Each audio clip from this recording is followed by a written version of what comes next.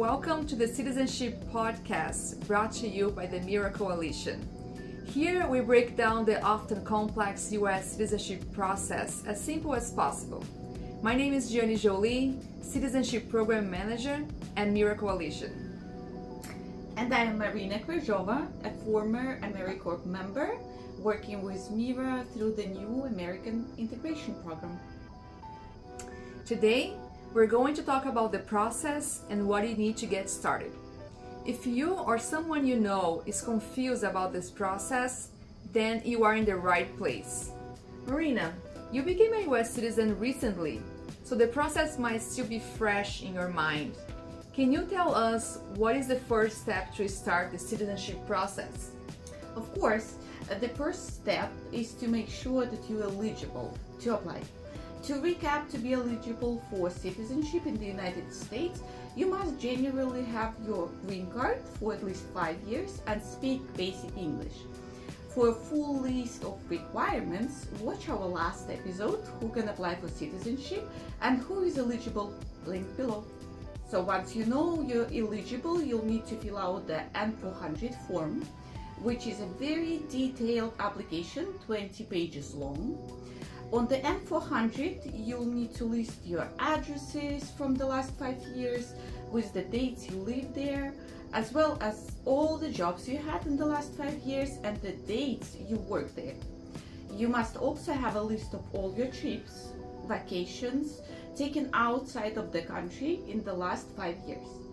With dates, of course, and the countries you visited.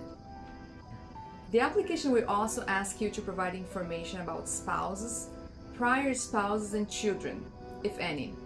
This includes information about previous spouses, whether you divorced or your spouse is deceased. This information can be specifically difficult to track down for some people, but it's very important. Another crucial piece of information is any criminal or immigration history. As an applicant, you'll need to provide information about all and any criminal offenses, even if it was minor traffic violations. And if you were ever charged with a crime, you will need to provide documents about the case certified by the court. Once you fill out the entire application, the next step is to submit it to USCIS, together with the required documents, which can vary from applicant to applicant.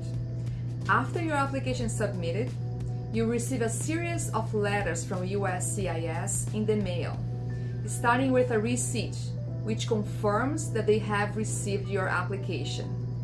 Then USCIS will send you an appointment for your biometrics, when they take your fingerprints for a background check.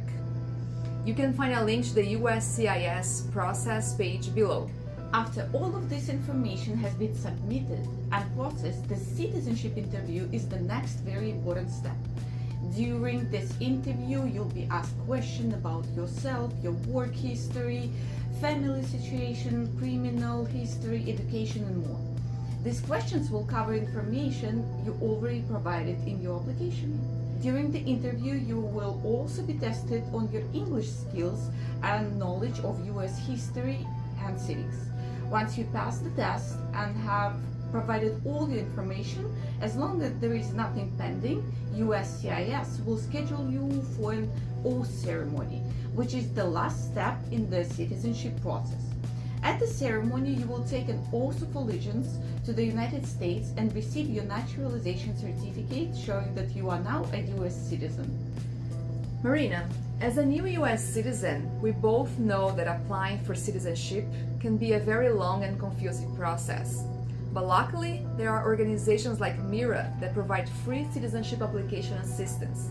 How does MIRA help eligible people to apply for citizenship? MIRA has helped hundreds of applicants apply for citizenship. When you contact the citizenship team, a MIRA team member will set up an interview to ask you some questions to confirm that you are eligible to apply. Then we will let you know the documents that you will need to collect, and we will schedule your appointment to fill out your application. It will take a couple of hours to go through the whole form, but the goal is to have a completed application by the time we finish the appointment. A lawyer will then review your paperwork for any mistakes and potential issues. If there are no concerns, the application is ready and will mail it to USCIS for you. MIRA will support you every step of the way during your citizenship process by answering your questions and letting you know anytime we receive notices about your case, so you won't miss anything. Thank you so much for joining us for the third episode of MIRA's Citizenship Podcast. As always, if you have questions or feedback on today's episode, leave a comment down below. We'll see you soon!